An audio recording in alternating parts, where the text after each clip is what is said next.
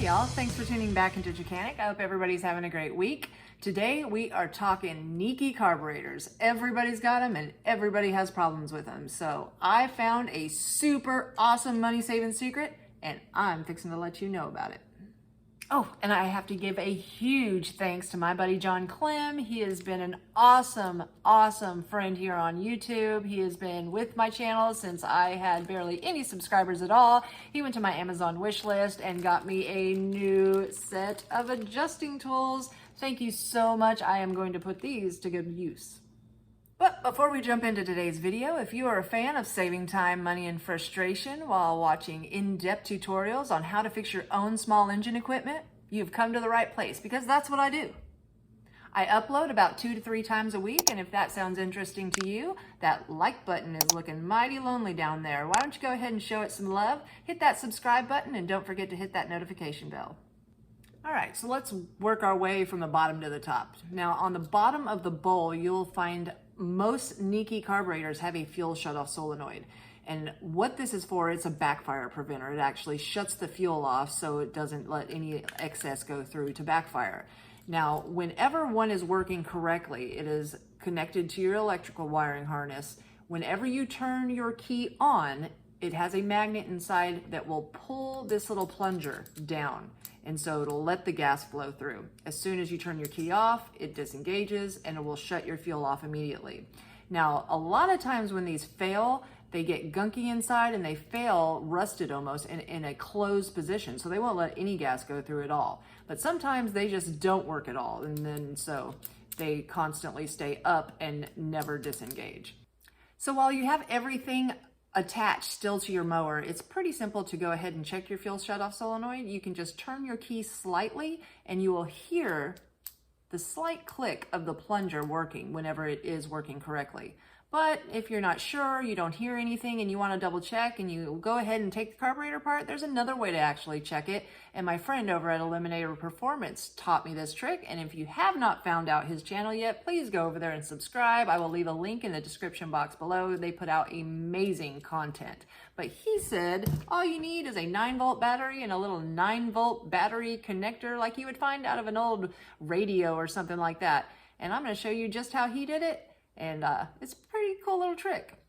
All right, so once you have your little connector piece cut, you're just going to attach it to a 9-volt battery.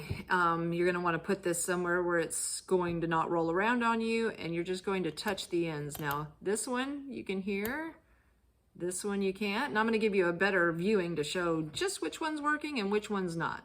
All right, let's see what this one does. Check it out, it works. Huh. All right, we know that is a good fuel shutoff solenoid. All right, let's try this other one. Put it where y'all can see it. And it does nothing when I touch it. So that is a bad fuel shutoff solenoid in a brand new aftermarket carburetor. Is it just me, or is the first thought that comes to your mind when you see a 9-volt battery about when your grandpa taught you how to test one of these? All right, we're going a little deeper into this carburetor, but don't worry, this is not a carburetor kitting video because there's 1,000 videos out there about this Nikki carburetor and I don't want to bore you today. What I do want to do is save you a ton of money. For years, you were able to get one of these aftermarket carburetors for about 30 bucks. They worked, so why even worry about if you left gas in your lawnmower when you can just slap another carburetor on? It really wasn't that big of a deal.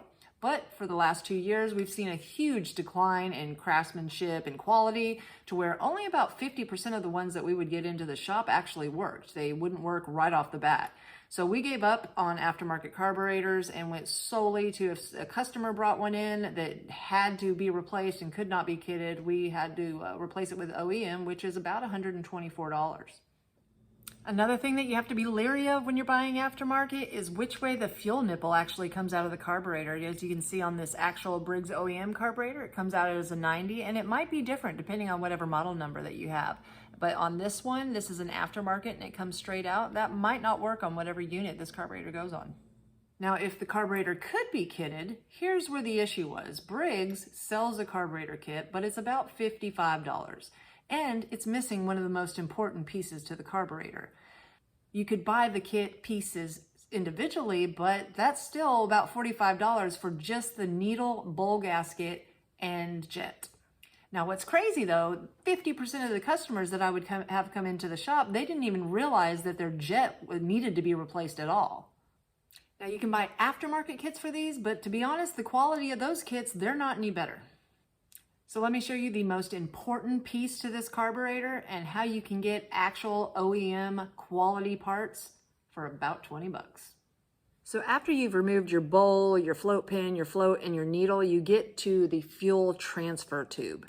And this is where your bowl gasket will go in. Another very important piece is this O-ring. When we see the carburetors flooding out constantly, it's because this O-ring right here, it's what actually where the fuel inlet comes in and lets fuel into the carburetor. If this is wore out, it'll just flood your carburetor like crazy. But when customers bring this in, what I see like 50% of the time, they've either taken it apart and don't even know that the jet fell out and it's missing, or don't know which way it goes back into the carburetor. Now, this jet is one of the most important pieces to this carburetor. And what's crazy is they make like 7 or 8 different jets. Now, that hole looks exactly the same to me on every single one that I keep in stock, but they must be different because I've tried different jets in the carburetor and sometimes it doesn't work. Now, there's nothing wrong with this jet. If it fell out, though, of the center of this fuel transfer tube, because it sits down in the very center of this, the only thing holding it in is this little tiny O-ring right here. I don't know if you can see that, but that is the most important O-ring to this entire carburetor, it seems like. Now, the problem is you can't get it in any of these kits. You have to buy the entire jet with the O-ring on it with Briggs, and it's like 15 bucks. That's crazy. So here's where I'm going to save you a ton of money. So a little while back, Kohler decided that they were going to start putting the same exact Nikki carburetor on their units, but they were nice enough to actually come out with a carburetor kit with all the pieces. Just so you know, the part number is a 2275701-S, and check this out. You can get it online for like $18. It comes with both of the mounting gaskets for the carburetor. It comes with your bowl gasket, a needle, another float pin. I don't know why it has a throttle adjusting screw, but whatever. It comes with the little O-ring that goes right here, the most important O-ring ever, and the second most important O-ring ever. Check this out. Look at that little thing. That is so important. Just that O-ring right there. So you do not have to buy a whole nother $15 jet.